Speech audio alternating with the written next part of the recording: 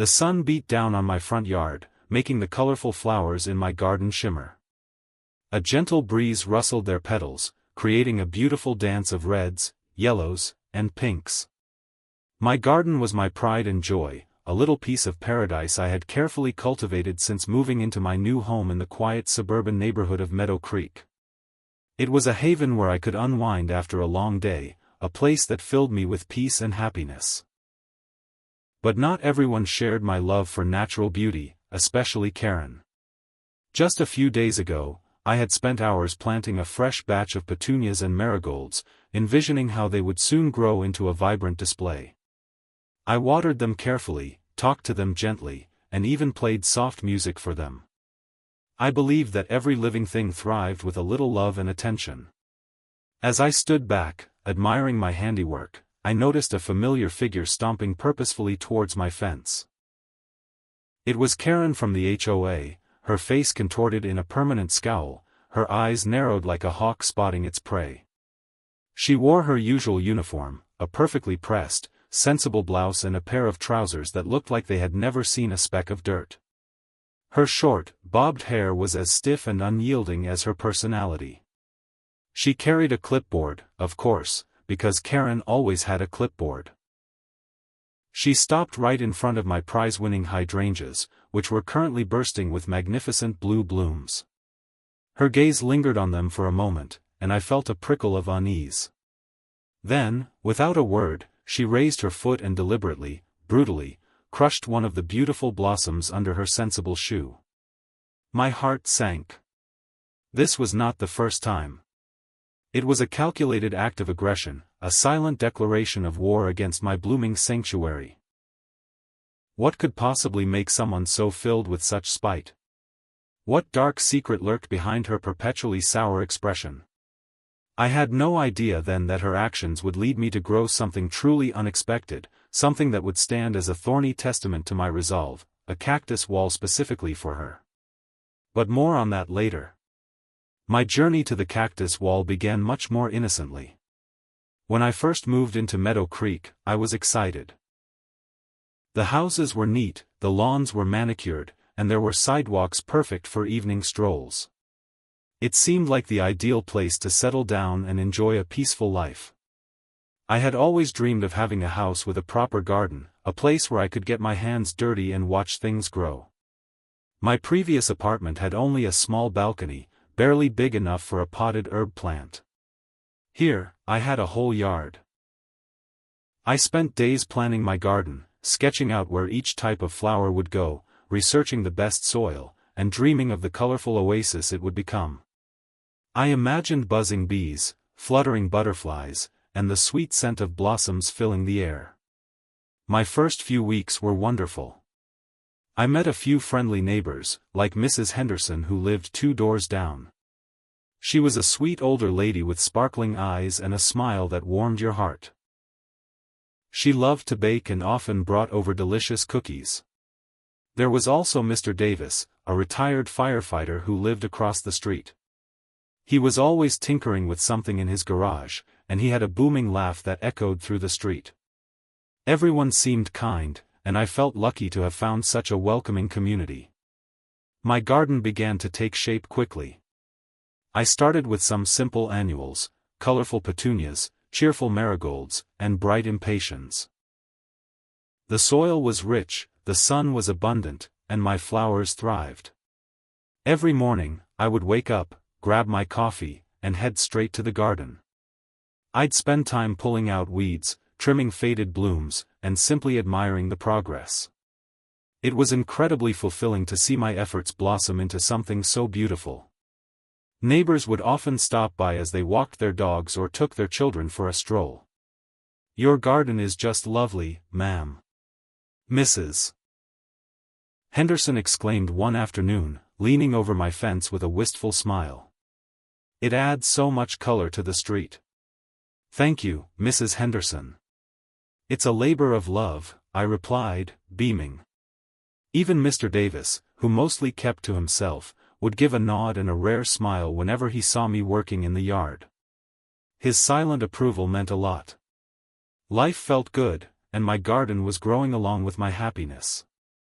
Then, about 3 months after I moved in, I received my first HOA letter. It was a sternly worded notice about the excessive height of my sunflower plants.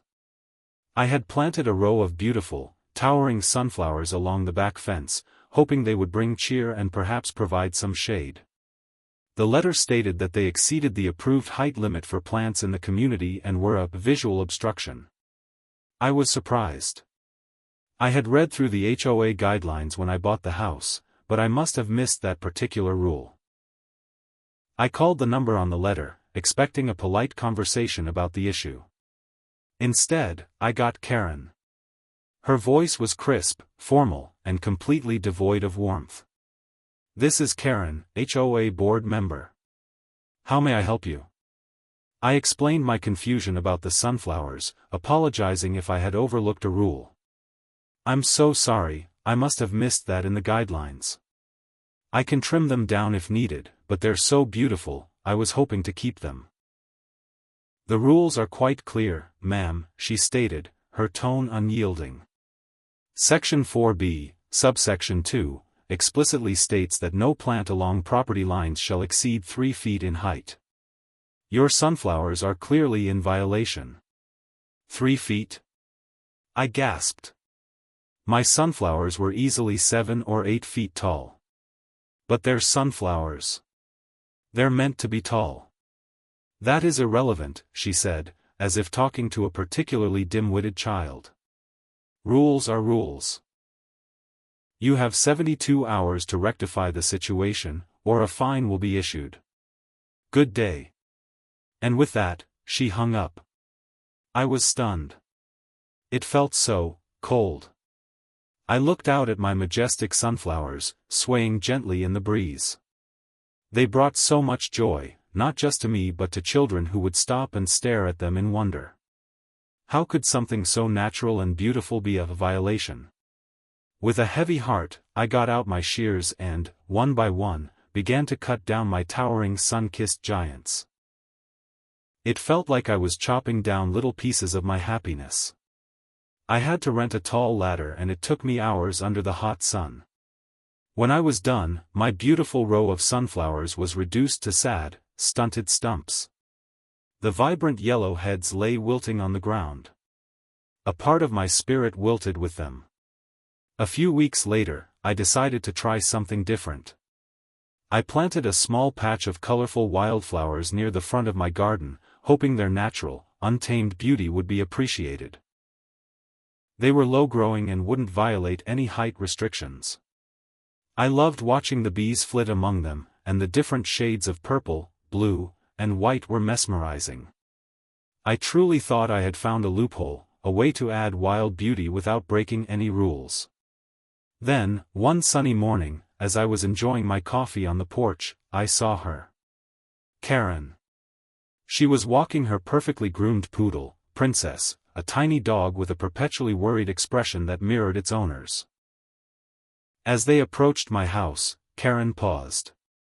She wasn't carrying a clipboard this time, but her eyes, those sharp, discerning eyes, scanned my wildflower patch. I held my breath, hoping she would just pass by. But she didn't. Instead, she deliberately steered Princess directly into the patch. Princess, bless her little heart, seemed confused, sniffing at the flowers, but Karen nudged her deeper. Then, with a quick, decisive pull on the leash, she dragged Princess through the entire patch, flattening the delicate blooms under the dog's paws. It was so brazen, so utterly unnecessary. My wildflowers, which had been so vibrant just moments before, were now a trampled mess of broken stems and scattered petals.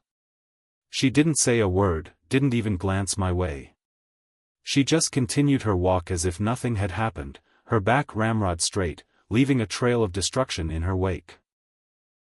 I stared, speechless, as Princess gave a tiny, apologetic yelp. It was clear then, this wasn't about rules. This was about control. And it was personal. My garden, once a source of immense joy, was slowly becoming a battleground. Each new plant I lovingly put into the ground felt like an act of defiance, and each act of defiance was met with a cold, calculated response from Karen. I tried to be understanding, I truly did. Maybe she had a bad day, or maybe she was just incredibly strict about the rules. But the more incidents occurred, the more I realized it went beyond that. It was almost as if she took pleasure in seeing my garden suffer. One time, I planted a beautiful border of lavender along the edge of my porch. The scent was divine, and I loved watching the little bees dance around the purple spikes. It was hardy, drought-resistant, and relatively low maintenance. What could possibly be wrong with lavender? A few days later, I found half of my lavender plants pulled out of the ground, their roots exposed and wilting in the sun. There was no note, no explanation, just a gaping hole where my fragrant border used to be. My heart ached for the little plants. Who would do such a thing? The only person I could think of was Karen. It felt like she was systematically trying to strip away all the beauty from my yard, one plant at a time. It felt like a silent war, fought with flowers as casualties. I decided to try a different approach. I went to the HOA meeting, determined to speak up. I prepared a polite but firm speech about community aesthetics, the benefits of natural landscaping, and how a vibrant garden could increase property values and bring joy to residents. I even brought pictures of my garden before the incidents. I sat patiently through discussions about trash can placement and fence heights, waiting for my turn. When it finally came, I stood up, feeling a mix of nervousness and resolve. "Good evening, everyone," I began, my voice a little shaky but steady. "My name is Olivia, and I live at 123 Maple Street. I wanted to talk about..." Before I could finish, Karen, who was sitting at the head of the table, cut me off. "Ms. Olivia, if this is about your garden, we have already addressed these matters. The rules are non-negotiable." "But I believe there's a misunderstanding," I persisted, trying to keep my voice calm. "My intention is simply to beautify my property and contribute to the overall charm of our neighborhood. I've had several instances of my plants being damaged, and I was hoping we could discuss a more harmonious way to. Harmony is achieved through adherence to the bylaws." "Ms. Olivia," Karen interrupted again, her voice like ice. "The HOA's purpose is to maintain uniformity and uphold property values, not to accommodate individual preferences that deviate from established standards. Your plants have repeatedly been found to be out of compliance, whether due to height, type, or placement. Perhaps you should review the full set of covenants and restrictions." The other board members, all older gentlemen who seemed to nod along to Karen's every word, offered no support. Their faces were impassive, their eyes avoiding mine. It was clear Karen ran the show, and her word was law. I sat back down, defeated. The meeting continued, but I heard little of it. It was like talking to a brick wall. A very well-dressed, clipboard-wielding brick wall. The incidents continued, each one a little more frustrating than the last. My beautiful rose bushes, which I had carefully pruned and nurtured, suddenly developed mysterious diseases overnight, their leaves turning black and crumbling. My vibrant geraniums were found snapped at the stem, as if someone had deliberately twisted them off.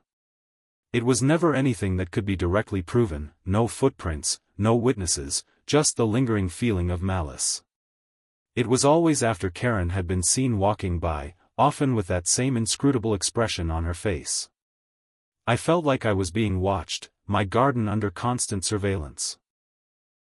One afternoon, I was out in my yard, trying to salvage a few struggling petunias after another incident. I was feeling particularly low, wondering if it was even worth the effort anymore. Mrs. Henderson came over, her kind face filled with concern. "Oh, dear, Olivia, your poor flowers," she said softly, shaking her head. "It's a shame what's been happening." "It really is, Mrs. Henderson," I sighed, my voice laced with resignation. "I don't understand why someone would do this. I just want to have a nice garden." Mrs. Henderson looked around cautiously, then leaned in closer. "I wouldn't say this to just anyone, dear, but, well, it's Karen, isn't it?" My eyes widened. "You think so too?" "She's done it to others," Mrs. Henderson whispered, her voice low. "She used to complain endlessly about Mr. Peterson's prize-winning tomatoes last year, saying they attracted too many insects. Next thing you know, his entire tomato patch withered away. And remember when Sarah from down the street put up those lovely string lights for her daughter's birthday party? Karen sent her 3 different violation notices in one day, claiming they were a fire hazard and excessive illumination. Sarah just took them down rather than deal with her. A cold knot formed in my stomach. So it wasn't just me. Karen had a history of this. She was a garden saboteur, a joy snatcher, cloaked in HOA authority. It made me feel a little less alone, but also a lot more determined. My initial attempts at kindness and understanding had failed. Diplomacy was a dead end. Karen clearly operated on a different wavelength, a frequency tuned only to rules, control, and what seemed to be a deep-seated desire to extinguish any spark of individuality or joy in the neighborhood. Her actions were not just about enforcing guidelines. They were about asserting dominance, about crushing anything that didn't fit her narrow, rigid vision of perfection. I went inside, my mind racing. I couldn't just keep replanting flowers only for them to be destroyed. It was a losing battle, and frankly, it was expensive. I needed a solution that would be effective, within the HOA rules, or at least, cleverly skirting them, and, most importantly, Karen-proof. I thought about what kind of plants she couldn't crush, what kind of plants wouldn't wither and die from a little accidental damage. Something strong, something resilient, something prickly. An idea, wild and audacious, began to sprout in my mind. It was a radical departure from my usual gentle blooms, but it was perfect. It was a plant that symbolized strength, endurance, and protection. A plant that, once established, was almost impossible to destroy. A plant that would send a very clear, very sharp message. A plant that would be a literal thorn in Karen's side. I spent the next few days researching. I pored over books about desert flora, scoured gardening forums, and even watched documentaries about the arid landscapes of the world. I learned about different types of hardy, drought-resistant plants, and one family kept coming back to me, cacti. They were tough, they were unique, and many varieties grew into dense, impenetrable walls. They were also virtually indestructible by casual stomping or accidental breakage. Furthermore, I discovered that many species produced surprisingly beautiful flowers, adding a touch of unexpected beauty to their rugged exterior. It was the perfect blend of defense and delight. The idea solidified: would grow a cactus wall. Not just any cactus wall, but a very specific, strategic one. A barrier designed to deter and protect, a living fortress against Karen's destructive tendencies. I pictured it in my mind, a formidable line of spiky guardians, standing tall and proud, unyielding to any stomping foot or malicious tug. It would be my silent protest, my thorny declaration of independence. But where would I put it? And how could I grow it fast enough to be effective? The perfect spot came to me during one of my morning garden inspections. It was the strip of land directly behind my existing flower bed, along the perimeter fence that bordered the sidewalk. The exact route Karen took on her daily walks. It was a narrow strip, easily overlooked, but it was strategically positioned. It was also high enough to prevent any direct crushing of my beloved flowers. If she wanted to get to my flowers, she'd have to contend with my new, spiky guardians. The thought brought a mischievous smile to my face. I began to clear the area, digging out the last remnants of the sad, wilting petunias. The soil was a bit too rich for cacti, so I started amending it with sand and gravel to create the ideal well-draining environment they needed. It was hard work, but every shovelful felt like an act of rebellion. I sourced different varieties of tall, columnar cacti that were known for their dense growth and impressive spines. I chose a mix that would grow quickly and form a solid barrier. Some tall, straight ones, some with branching arms, and even a few that would bloom with vibrant, unexpected flowers once established. It wasn't about being ugly or aggressive, it was about being uncrushable. It was about creating a boundary, a clear message that my garden was off-limits to her destructive impulses. As I worked, I felt a renewed sense of purpose. This wasn't just about plants anymore, it was about standing my ground. It was about protecting my joy, my peace, and my right to create beauty in my own space. This was about reclaiming my sanctuary. The sun would beat down, the wind would blow, and my new guardians would stand firm. Karen would still walk by, of course. She would still watch. But this time, she would see something entirely different. And as the first small, spiky cacti began to take root in their new home, I knew, with a quiet certainty, that a new chapter in our silent war had begun. And this time, I was ready. The small, spiky cacti, no bigger than my thumb, seemed to mock Karen with their quiet defiance. They were still so tiny, so seemingly harmless, yet I knew the potential they held. Each morning, I would check on them, my heart a little lighter with each new inch they grew. They were slow at first, seemingly taking their time to settle into their new home. It was a test of my patience, a test of my resolve. I had to remind myself that good things take time, especially when you are building a fortress of spines. My regular flowers continued to bloom in the beds behind this new, developing barrier, and I watered them with a renewed sense of purpose. They were no longer simply beautiful, they were protected. The anticipation of Karen's reaction when the cacti grew to their full, formidable height was a small, satisfying thought that kept me going. While my prickly protectors were still finding their footing, Karen's usual patrols continued. Her walk-bys became more frequent, her scrutinizing gaze lingering a little longer on my yard. I could almost hear the gears turning in her head, trying to figure out what new violation she could invent. One afternoon, I was deadheading my petunias when I heard the familiar clip-clop of Princess's tiny paws on the sidewalk. I straightened up, my gardening gloves still on, and watched as Karen approached. She stopped directly in front of my house, her eyes sweeping over my still modest cactus seedlings. A faint, almost imperceptible frown creased her forehead. She seemed to be pondering them, trying to understand their purpose, their potential. She then looked at the vibrant petunias just behind them, still unharmed. It was clear she was formulating a plan. The very next day, I found a new HOA notice in my mailbox. This one was about unapproved ground cover materials. It stated that the excessive use of gravel and sand in my flower bed was a violation of aesthetic guidelines, and that all plantings must be in standard garden soil. My blood began to boil. She was really reaching now, trying to attack the very foundation of my cactus wall before it even had a chance to grow. The letter gave me 48 hours to rectify the issue or face a daily fine. It was ridiculous. How else was I supposed to grow plants that needed special drainage without amending the soil? It was clear she was trying to force me to dig up my nascent cactus wall. I considered ignoring it, but I knew Karen. She would follow through with the fines. So, I decided on a different tactic.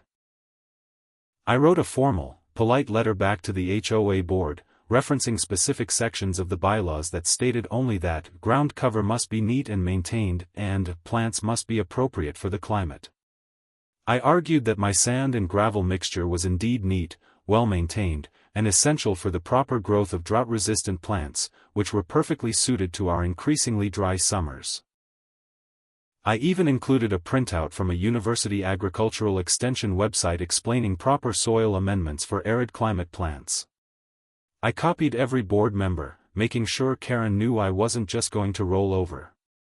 I received no response, and no fine appeared. It was a small victory, but a victory nonetheless. The cacti continued to grow, slowly but surely, putting out new pads and stretching towards the sun. As the weeks turned into months, the cactus wall began to truly take shape. The small seedlings had transformed into sturdy, upright columns, many reaching knee-height, some even taller. Their spines, once soft and pliable, had hardened into formidable needles. They formed a dense, green line along my fence, a silent, spiky sentinel.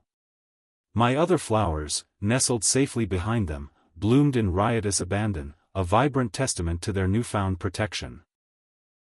Neighbors who had previously admired my garden now often paused, a curious look on their faces, at the sight of my unusual new fence. "Wow, Olivia, what are those?" Mr. Davis asked one morning, his booming laugh a little softer as he gestured towards the cacti. "Never seen anything like it around here." "They're cacti, Mr. Davis," I replied, a proud smile on my face. "Figured they'd make a good, low-maintenance border." I didn't elaborate on their true purpose. He just nodded, a thoughtful expression on his face, and gave a low chuckle. Mrs. Henderson, however, seemed to understand. She walked by frequently, sometimes stopping to chat, her eyes twinkling as she looked at the growing barrier. "They certainly are, robust, dear," she said one afternoon, a knowing smile playing on her lips. "Very striking." Her subtle wink told me everything. She knew what I was doing, and she approved. The real test, of course, was Karen. She still walked by every day, Princess trotting obediently beside her. Her eyes would narrow as she approached my house, and I could practically feel her displeasure radiating towards my thorny guardians. She would slow down, her gaze fixed on the increasingly formidable barrier. She tried to find fault, I knew it. She would pace back and forth, sometimes stopping to point an accusatory finger, as if silently lecturing the cacti on their improper existence. But there were no rules against cacti. They weren't too tall, they weren't invasive, and they certainly weren't unapproved ground cover anymore. They were simply there. And they were growing. Then came the day I had been anticipating. It was a particularly sunny afternoon, and I was inside, doing laundry. I happened to glance out my window and saw Karen walking down the street, clipboard in hand, looking even more severe than usual. As she neared my house, her eyes, as always, locked onto my front yard. She paused. I watched, my breath caught in my throat, as she took a deep, purposeful breath. She walked right up to my cactus wall, her expression a mixture of determination and pure annoyance. She leaned in, as if inspecting them for some hidden flaw. The cacti, now a solid 2 feet tall and bristling with sharp spines, stood unyielding. They didn't bend, they didn't sway. They just were. She reached out a hand, almost instinctively, as if to prod one of the plants, but she quickly pulled it back, her fingers hovering inches from the sharp needles. Her face contorted into an even deeper scowl. She tried to peer through them to my flowers, but the dense growth made it impossible to get a clear view, much less access them without a painful encounter. Her shoulders slumped slightly, a rare sign of defeat. Then, I saw her foot lift. It was the same deliberate movement she had used to crush my hydrangeas, to flatten my wildflowers. But this time, it was different. Instead of coming down on soft petals, her foot descended towards a solid, spiky mass. I heard a muffled yelp. It wasn't Princess. It was Karen. She stumbled back, clutching her foot, her perfectly composed demeanor completely shattered. A string of words I won't repeat escaped her lips, quite un-HOA-like. Princess, startled by her owner's sudden outburst, began to bark frantically. Karen hopped on one foot, grimacing, as she tried to regain her balance. Her face was flushed, a mixture of pain and utter humiliation. She cast a furious glance at my impassive cactus wall, then at my house, as if daring me to appear. I stayed hidden, a wide, triumphant grin spreading across my face. She finally hobbled away, limping slightly, dragging a confused Princess behind her. My cactus wall remained untouched, standing tall and proud, a silent monument to its victory. The message was clear: my garden was no longer an easy target. It was protected. And the best part? She couldn't even complain about it. They were within height limits, they weren't invasive, and they were, technically, just plants. Thorny, beautiful, perfectly rule-abiding plants. And now, my flowers could truly bloom in peace. Or so I thought. The next few weeks were surprisingly calm. Karen still walked by, but she gave my house a wider berth, her eyes darting quickly past my now formidable cactus wall. My garden flourished, the protected flowers bursting with color and life. It was a peaceful period, a brief respite where I allowed myself to believe that the battle was over, that my spiky guardians had won the war. I spent my mornings humming as I tended to my plants, enjoying the quiet serenity of my own little oasis. The birds sang, the bees buzzed, and the scent of blossoms filled the air. Life in Meadow Creek felt harmonious once more. However, the calm was merely the quiet before the storm. I should have known Karen wouldn't stay defeated for long. Her pride, her need for control, would never allow it. One evening, as dusk was settling over the neighborhood, I was closing my curtains when I noticed a strange light coming from my front yard. It was a faint, almost invisible glow, reflecting off something shiny.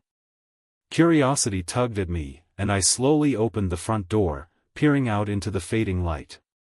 My heart plummeted. My beautiful cactus wall, my impenetrable fortress, was covered in dozens of tiny, almost invisible plastic ties. They were wrapped tightly around the bases of the cacti, cinching them together, trying to force them to bend and break. It was a painstaking, malicious act. Someone had clearly spent a considerable amount of time meticulously wrapping each individual cactus. It wasn't about damage, it was about suppression. It was about trying to choke the life out of them, to make them conform to a shape she desired, to prevent their natural growth and spread. My blood ran cold. This wasn't just petty vandalism, this was an insidious, calculated attack, worse than anything she had done before. It felt personal. And I knew exactly who was behind it. The sight of the plastic ties, cinching my precious cacti, felt like a punch to the gut. It was a cold, calculated act, far more insidious than just stomping on a flower. Someone had painstakingly wrapped each individual plant, clearly intending to stunt their growth and eventually kill them. My initial shock quickly morphed into a simmering anger. This wasn't just about plants anymore, it was about a relentless campaign of harassment, a blatant disregard for my property and my peace of mind.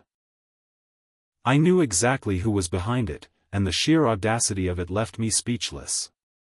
The first thing I did was rush outside, a knot of dread tightening in my stomach. The evening light was fading fast, making the task even more difficult. I knelt down, trying to loosen the first tie. It was a thick, industrial-grade zip tie, pulled so taut it was practically embedded in the tender green skin of the cactus. My fingers fumbled, a mix of frustration and urgency driving my movements. I didn't have any tools on me, and trying to pull them apart with just my bare hands was futile. The sharp spines of the cacti, which I had cultivated for protection, now seemed to turn against me, pricking my fingers as I struggled. I ran inside, grabbed a pair of wire cutters, and hurried back out. The air was growing chilly, and a sense of desperation settled over me. One by one, I carefully snipped the ties, trying not to damage the cacti further. It was a tedious, heartbreaking process. Each snip of the cutters felt like I was severing a tie to the last shred of goodwill I had towards Karen. It took me nearly an hour, working in the dwindling light, to free every single plant. As I gathered the pile of severed plastic, I noticed some of the cacti already bore faint indentations where the ties had pressed into their flesh. They looked bruised, wounded, but still standing. My heart ached for them. They were like innocent victims in a senseless war. The next morning, I woke up with a renewed sense of purpose. The calm period was definitively over. Karen had escalated, and I needed to escalate too, but in a way that was still within the confines of the HOA rules. I couldn't accuse her without proof, and I knew she was cunning enough to leave no direct evidence.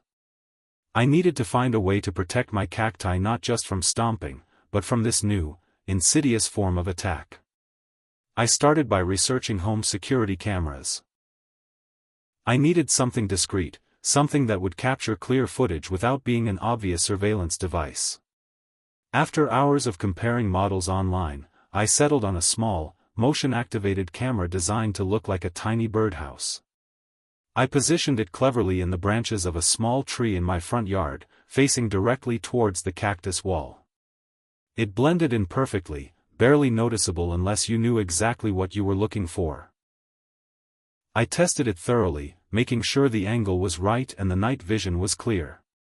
It was a simple, effective solution that would finally give me the proof I needed.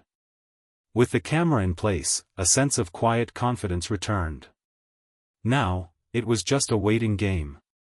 My cacti slowly began to recover from their ordeal, the indentations from the ties gradually fading as they stretched and grew.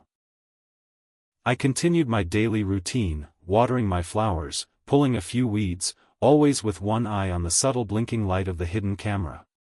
Karen continued her daily walks, but she still gave my house a wide berth, her usual scowl firmly in place. The tension in the air was palpable, a silent standoff between me and the HOA enforcer. A few weeks passed without incident.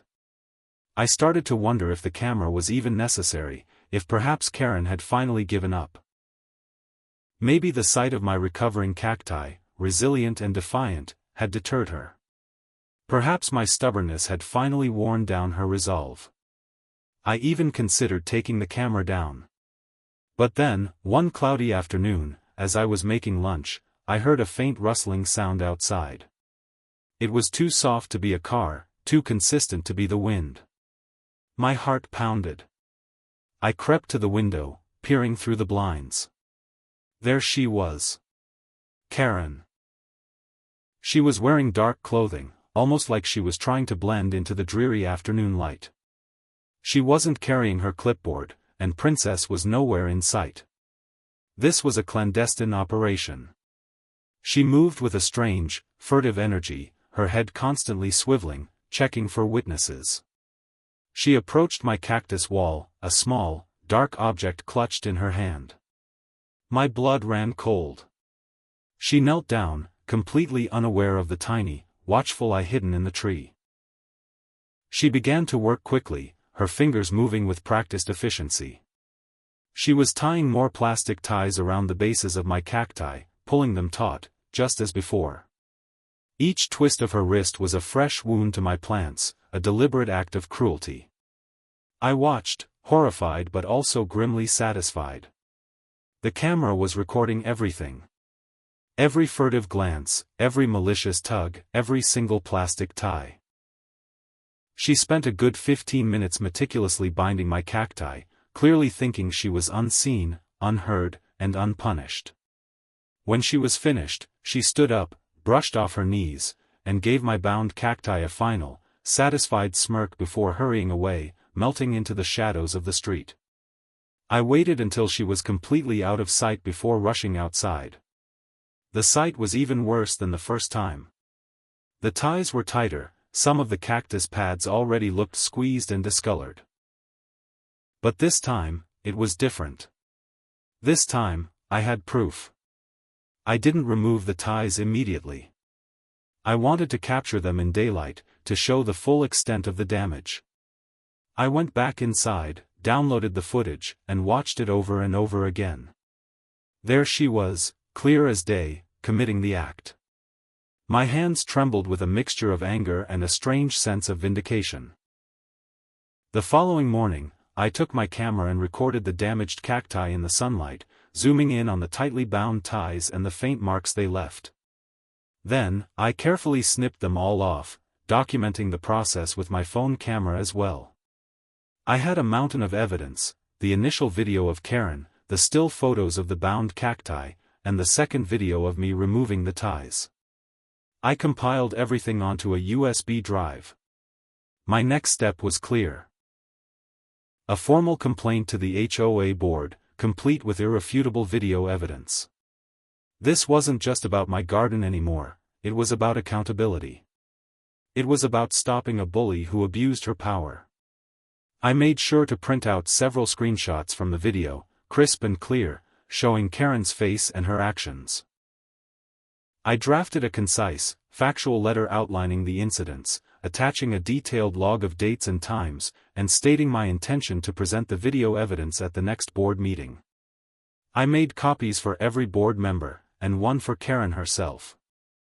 I felt a surge of strength, a sense of righteousness. She had met her match. The day of the HOA meeting arrived, and I walked in with my head held high, the USB drive clutched firmly in my hand. Karen was already there, sitting at the head of the table, an air of smug authority about her. She glanced at me, a flicker of surprise in her eyes at my confident demeanor. The meeting started with the usual mundane reports, but I could feel the anticipation in the air. This was going to be different. When it was my turn to speak, I stood up, feeling a wave of calm wash over me. "Good evening, everyone," I began, my voice clear and steady. "My name is Olivia, and I'm here tonight to address a serious pattern of harassment and property damage that has been occurring at my residence, directly perpetrated by a member of this board." A ripple went through the room. Karen's face, usually so composed, paled slightly. She started to interject, "Now, Olivia, we've already discussed your garden." "No, Karen," I cut her off, my voice gaining strength, "we have not discussed this." I turned to the other board members.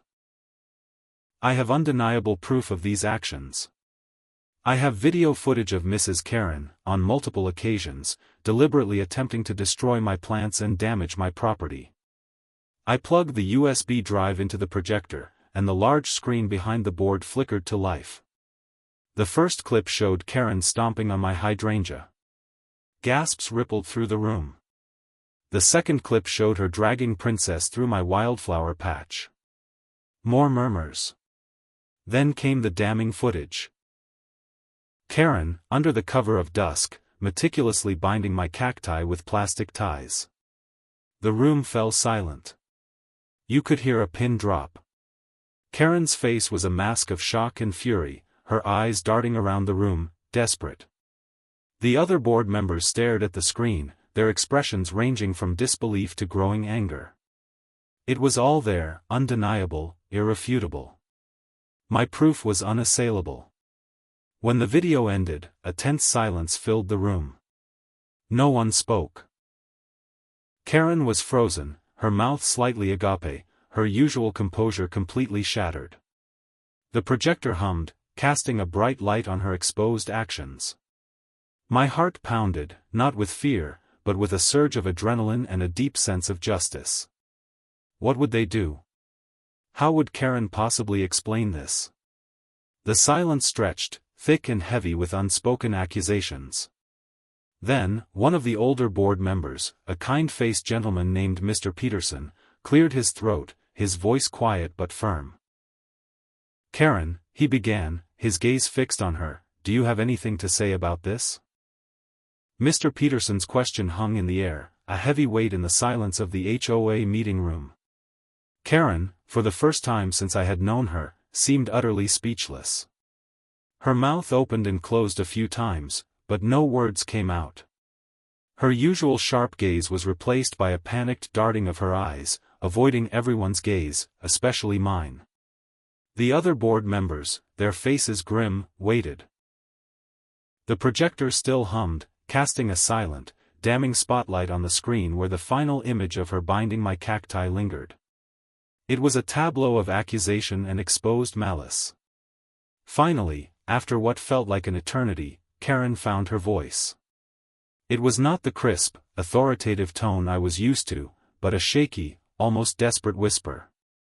This is a misunderstanding," she stammered, her voice barely audible. "That footage, it's been manipulated. Edited. She's trying to frame me." She pointed a trembling finger at me, but her accusation lacked its usual bite. It was a desperate, flailing attempt. Manipulated, Karen? Mr. Peterson's voice was calm, but there was an edge of disbelief in it. The timestamp is clear. The details are undeniable. Are you suggesting Ms. Olivia has professional video editing skills to create such a fabrication? His words hung in the air, exposing the absurdity of her claim. The other board members exchanged knowing glances. They had seen the meticulousness of her rules enforcement, they knew her character. This denial was weak, transparent. It's a privacy invasion. Karen suddenly blurted out, trying a different angle. She can't just record people on her property. That's illegal. Actually, Karen, I interjected calmly, my voice steady, it's perfectly legal to record activities on your own private property, especially when you are documenting vandalism and harassment. Your actions were visible from a public sidewalk, and you were on my property to commit these acts.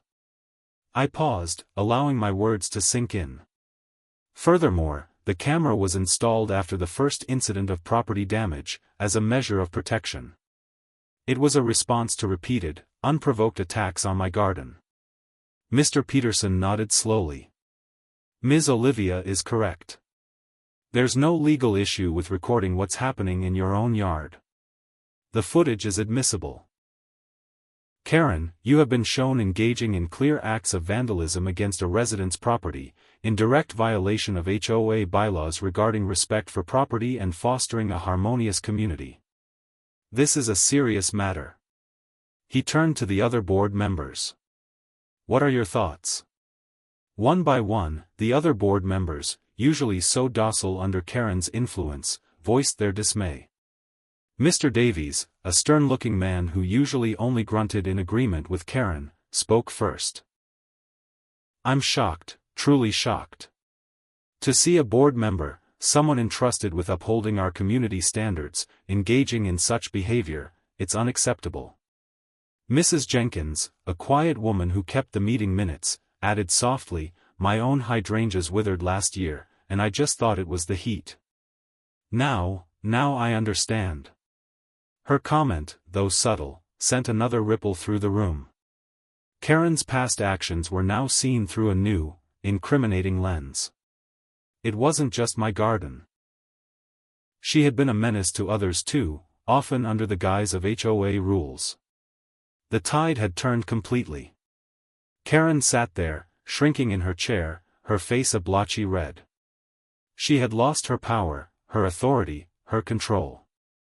Her usual intimidating presence had evaporated, replaced by a pathetic desperation. It was a stunning downfall. After a brief, tense discussion, the board delivered its verdict. Karen was immediately removed from the HOA board, effective that very night. Furthermore, she was informed that she would be responsible for compensating me for the cost of all the plants she had damaged, which, I calmly informed them, I had meticulously documented with receipts. They also issued her a formal warning, stating that any further acts of harassment or property damage against me or any other resident would result in legal action and potentially her own eviction from the community. It was a complete, unequivocal victory. I felt a wave of relief wash over me, a burden lifted that I hadn't realized I was carrying. Justice, it seemed, could bloom even in the most unlikely of places. The days following the meeting were strangely quiet. Karen stopped her daily walks past my house. I rarely saw her outside, and when I did, she would quickly avert her gaze and scurry inside. The silence from her was a sweet, liberating sound. My cactus wall, no longer under threat, continued to thrive. It grew taller, thicker, and even more formidable, its spines gleaming in the sunlight. It was a beautiful, living monument to resilience and victory. My other flowers, released from the oppressive shadow of her malice, seemed to bloom with renewed vigor, their colors brighter, their scents sweeter. The neighborhood felt lighter, too. Mrs. Henderson would wave with an extra sparkle in her eye, and Mr. Davis would sometimes stop by just to admire my garden, often chuckling softly at the sight of the unyielding cactus wall. My garden became a source of even greater joy. I started planting new varieties, experimenting with different colors and textures, truly making it my own, without fear of reprisal. I even decided to try growing some delicate, fragrant jasmine to twine along the fence, right next to the protective cacti. The contrast, the blend of rugged strength and delicate beauty, felt symbolic. It was a garden of healing, a place where kindness and resilience could finally flourish. The HOA board, now without Karen's domineering presence, also underwent a subtle transformation. Meetings became less rigid, more focused on actual community improvements rather than petty rule enforcement. Mr. Peterson, now acting as interim president, invited residents to submit ideas for community projects, fostering a more collaborative spirit. It was a positive change, a direct result of Karen's removal. One sunny afternoon, as I was pruning my now flourishing rose bushes, I noticed something small and brightly colored fluttering near the base of my cactus wall. It was a small, hand-drawn card, tucked carefully among the spines. Curious, I gently pulled it out.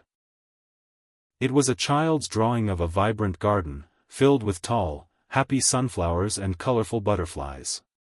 On the back, in shaky, crayon letters, it read, "Thank you for the pretty garden. It makes me happy. From a friend." My heart swelled. It was a small gesture, but it meant the world. My garden wasn't just my own private sanctuary anymore, it was bringing joy to others, even those I didn't know. It was a testament to the power of standing up for what's right, and letting beauty flourish, even in the face of adversity.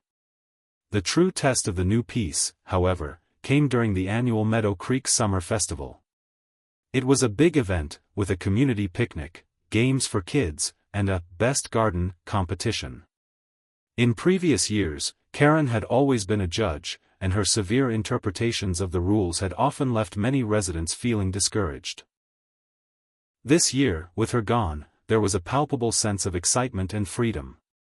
Many more people entered their gardens, showcasing a wonderful variety of styles and plants. My garden, with its unique blend of thorny protection and vibrant blooms, was among them.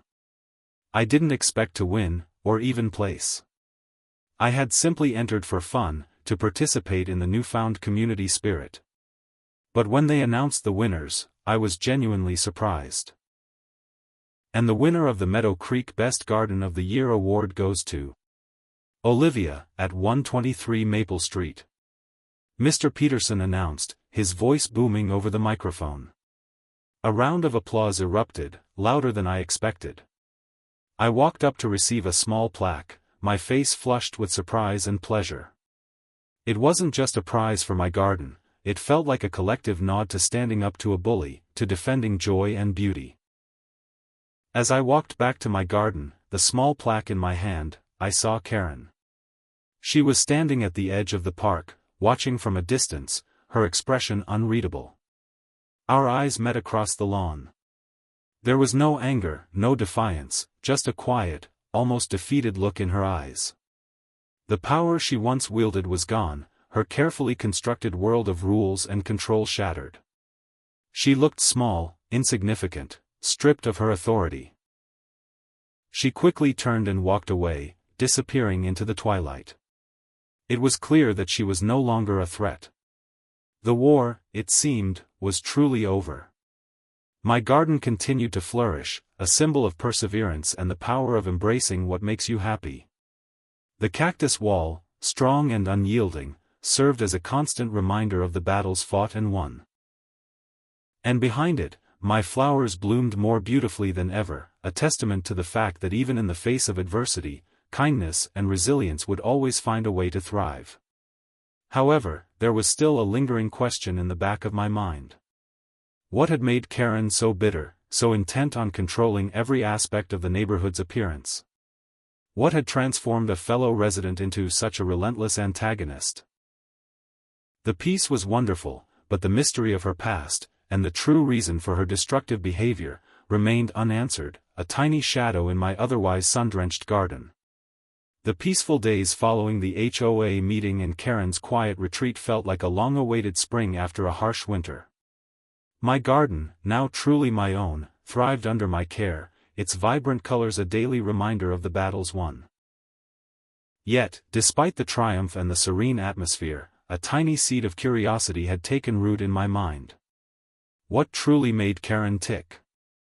What deeply rooted unhappiness had transformed her into the rigid, controlling figure who sought to extinguish every spark of joy and individuality in the neighborhood?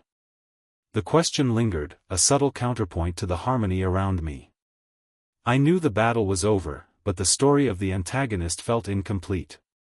My interactions with Mrs. Henderson became more frequent and warmer. She often stopped by, ostensibly to admire my latest blooms, but often our conversations would drift towards neighborhood happenings and, inevitably, to Karen. Mrs. Henderson, with her gentle wisdom and sharp observations, became an unexpected confidant. "You know, Olivia," she said one sunny morning, as we sipped iced tea on my porch, "Karen wasn't always like this. When she first moved into Meadow Creek, 15 years ago now, she was different. Not exactly bubbly, no, but she had a softness about her. She even had a small rose garden, right where her immaculate lawn is now." I raised an eyebrow, surprised. A rose garden? Karen? The image was almost impossible to reconcile with the woman I knew. Indeed, Mrs. Henderson nodded, a faraway look in her eyes. She was quite proud of them. Loved them, actually. She and her husband, Richard, they used to spend hours out there together. They seemed very happy. What happened? I asked, leaning forward, intrigued. Tragedy, dear, Mrs. Henderson sighed, her voice hushed. A few years after they moved in, Richard, her husband, he was involved in a terrible car accident. He didn't make it. It was sudden, awful. Karen was devastated. Absolutely shattered. My heart went out to her, a pang of unexpected empathy for the woman who had caused me so much grief. Oh, my goodness. I had no idea.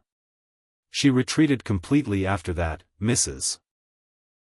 Henderson continued, her voice filled with quiet sadness. She pulled out all her roses. Said they reminded her too much of him. She couldn't bear to see anything beautiful flourish, I think, because it highlighted what she had lost. The house became stark, almost sterile.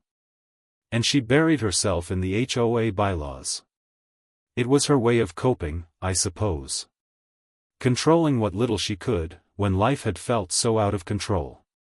A new understanding began to dawn on me. Her rigid adherence to rules, her attempts to stifle beauty and individuality, her seemingly inexplicable anger, it all clicked into place. It wasn't about me, or my flowers, or anyone's garden. It was about her pain, her grief, her desperate need to impose order on a world that had suddenly become chaotic and cruel. Her actions, while hurtful, stemmed from a deep wound. The revelation didn't excuse her behavior, but it certainly softened my anger. It transformed her from a one-dimensional villain into a complex, tragic figure. I thought about the sheer weight of such grief, and how it could twist a person until they became almost unrecognizable. The constant, gnawing emptiness she must have felt, trying to fill it with trivial rules and petty control. Over the next few weeks, I began to observe Karen with new eyes. When she walked by, I no longer felt the surge of irritation, but a quiet compassion. She still looked perpetually unhappy, her shoulders often hunched, as if carrying an invisible burden. I would see her sometimes, sitting alone on her porch, staring out at her perfectly manicured, yet utterly lifeless, lawn.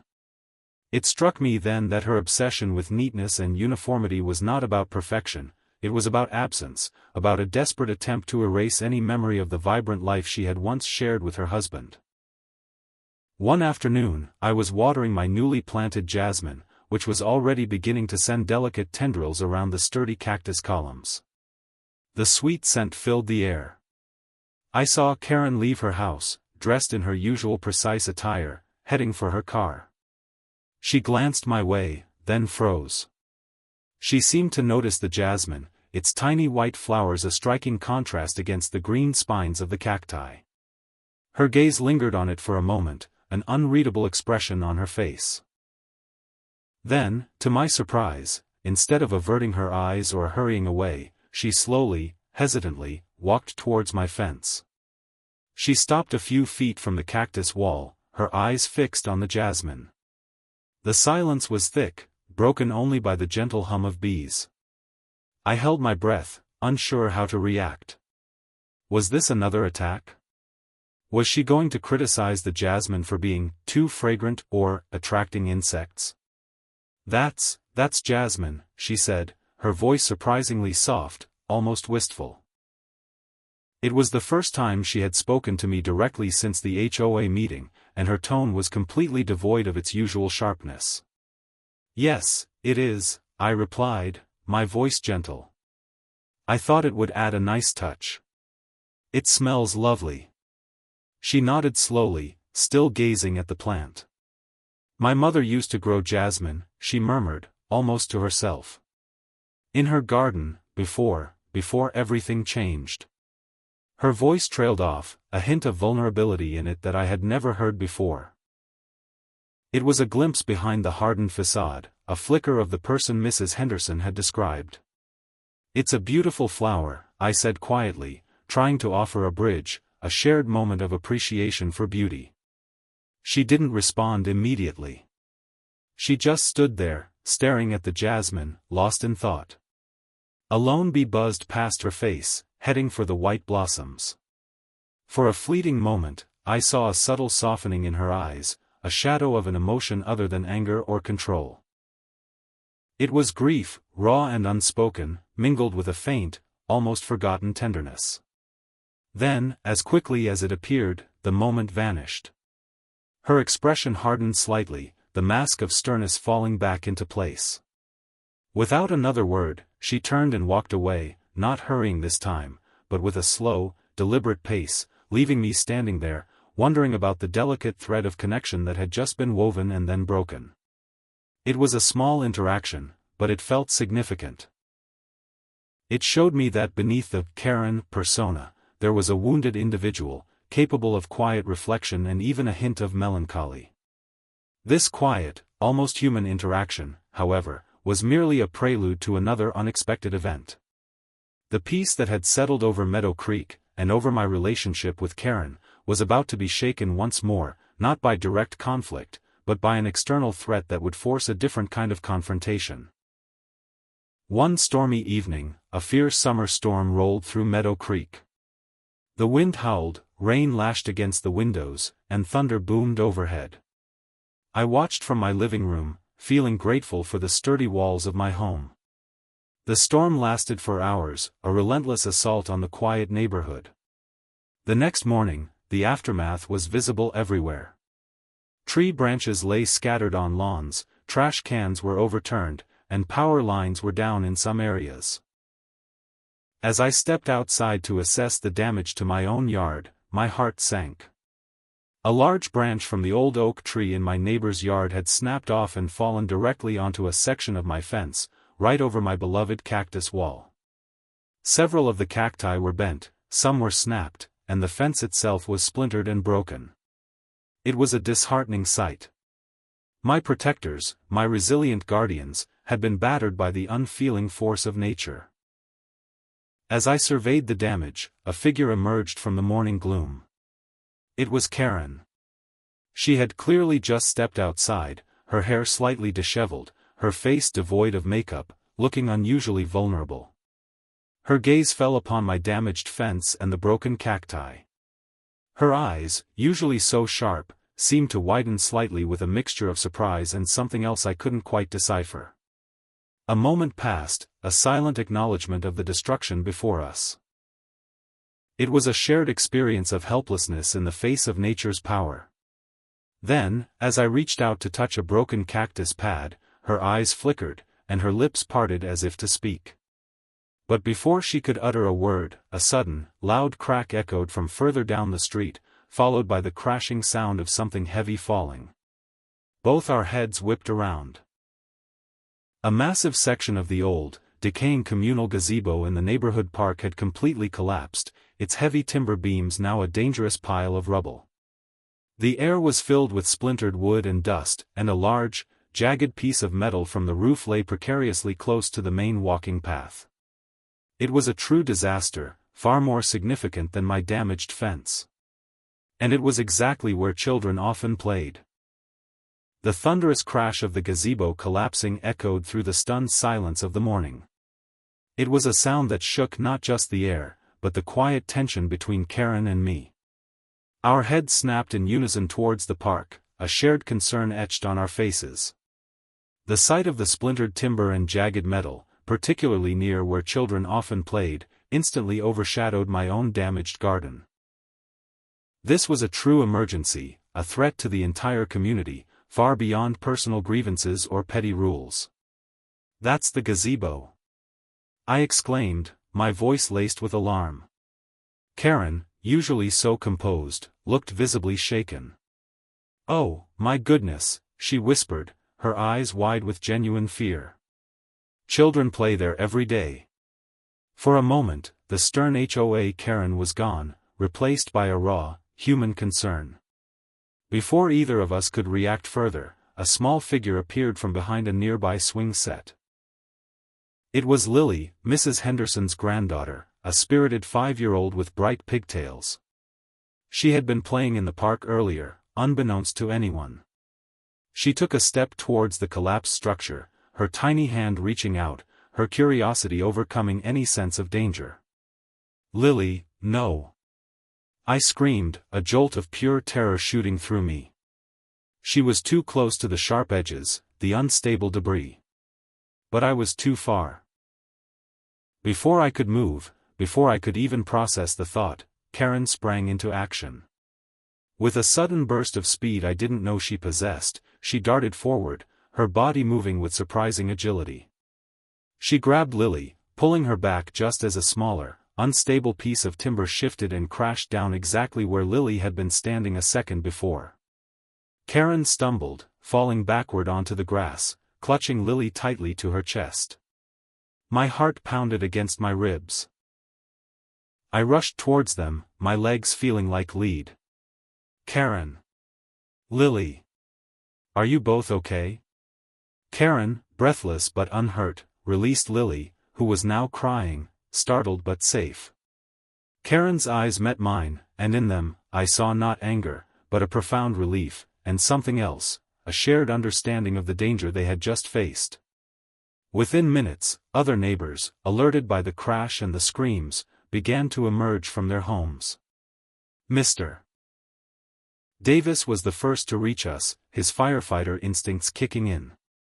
"Everyone, stay back. That structure is unstable." "Olivia, are you two all right?" "We're fine, Mr. Davis, thanks to Karen." I gasped, still shaking slightly. Karen, having regained some of her composure, carefully helped Lily up. "She was too close," she said, her voice still a little shaky, but firm. "It's a miracle she wasn't hurt." She didn't look at me, but the unspoken acknowledgement was there.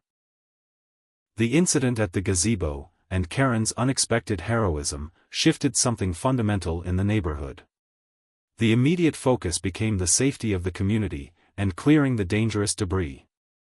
Mr. Peterson arrived quickly, along with other HOA board members. They were horrified by the state of the gazebo, and even more so by the near miss with Lily. "We need to get this cleaned up immediately," Mr. Peterson declared, his face grim. "It's a hazard. And we need to assess the structural integrity of the other amenities." Suddenly, Karen, who had been quietly standing by, stepped forward. "I have a background in structural engineering," she announced, her voice regaining a hint of its usual authority, but now infused with a surprising humility. "My late husband was an architect, and I assisted him on many projects. I can help assess the damage and identify any other potential hazards in the park. I also have contacts with reliable construction companies that can handle the demolition and rebuilding safely." Everyone looked at her, surprised. This was a side of Karen they hadn't seen in years. Her offer was practical, professional, and genuinely helpful. Mr. Peterson, clearly relieved, readily accepted. That would be invaluable, Karen. Thank you. Over the next few days, Karen worked tirelessly, coordinating with the contractors, inspecting the park's facilities, and overseeing the demolition of the dangerous gazebo. She moved with purpose, her clipboard once again in hand, but this time, it was used for the greater good. She was efficient, knowledgeable, and surprisingly calm under pressure. I watched her, fascinated by this transformation. The grief-stricken, controlling woman was still there, but now, a layer of her true, capable self was shining through, forged in the crucible of a shared crisis. One afternoon, I found her meticulously sketching out plans for a new, safer gazebo design. She looked up as I approached, a faint smudge of dirt on her cheek. "Olivia," she said, a small, almost shy smile touching her lips. "This new design, it will have wider, covered walkways, and a more robust foundation. And," she paused, a twinkle in her eye, "I've included a small, raised flower bed near the entrance. Nothing too tall, of course, but it will add a bit of color." My jaw almost dropped. "Karen, suggesting flowers? That's wonderful, Karen," I managed, genuinely touched. "It occurred to me," she said, looking down at her sketch, "that beauty doesn't have to be a violation. It can be a welcome. A sign of life." She looked up, and for the first time, our eyes met without any lingering animosity. It was a silent apology, an unspoken olive branch. The community rallied together. Neighbors volunteered to help clear debris, raise funds for the new gazebo, and even helped repair my damaged fence and cactus wall. My cacti, though battered, were remarkably resilient. With some careful repositioning and a few new additions, they were on their way to recovery, standing tall once more. The broken section of the fence was replaced, stronger than before. One Saturday morning, as I was replanting a few of my favorite marigolds near the newly reinforced fence, I saw Karen approaching. She wasn't carrying a clipboard. Instead, she held a small, carefully wrapped package. "Olivia," she said, her voice soft, "I wanted to give you this." She handed me the package. "It's a token of my appreciation. And an apology." I unwrapped it carefully. Inside was a beautiful, small, ceramic pot, filled with a single, healthy, baby rose bush. Its leaves were a deep, vibrant green, and a tiny bud was already forming. It was a peace rose, known for its resilience and its beautiful, multicolored blooms. I looked at her, tears welling in my eyes. The symbolism was profound. A rose, the very flower she had banished from her own life after her loss, and the symbol of a new beginning, offered as a peace offering. "Karen," I whispered, choked with emotion, "it's beautiful. Thank you. Thank you so much." "It's a start," she said, a faint smile on her face. Perhaps you could help me plant some more in the new gazebo's flower bed? When it's ready, of course." "I'd love to, Karen," I replied, my voice thick with emotion. From that day forward, something fundamental shifted in Meadow Creek. Karen became a different kind of HOA board member, one who focused on community building and genuine improvement, rather than rigid enforcement. She channeled her meticulousness into positive action, using her skills to make the neighborhood a better, safer, and more beautiful place for everyone. She even started a community garden initiative, encouraging residents to plant pollinator-friendly flowers. Her own front yard, slowly but surely, began to feature small patches of color again, starting with a few modest petunias. My garden flourished, the cactus wall a silent, strong guardian, but now, it stood alongside a new kind of beauty, flowers planted with a spirit of shared community, understanding, and even friendship. The lessons of kindness and empathy, which I had always tried to embody, had finally reached the unlikeliest of hearts, transforming a bitter antagonist into a valuable ally. And as for my own flowers, the ones I had protected so fiercely with my cactus wall, they bloomed brighter than ever before, a testament to resilience, the power of growth, and the surprising ways in which even the sharpest edges can eventually lead to unexpected peace. The story of my garden, and of Karen, was no longer just about thorns and battles. It was about the beautiful, complex ways in which people can change, and how a community, when faced with true adversity, can find its strength in compassion and cooperation. And so, the sun continued to shine on Meadow Creek, illuminating not just my vibrant garden, but the quiet, blossoming peace that had finally taken root in the neighborhood.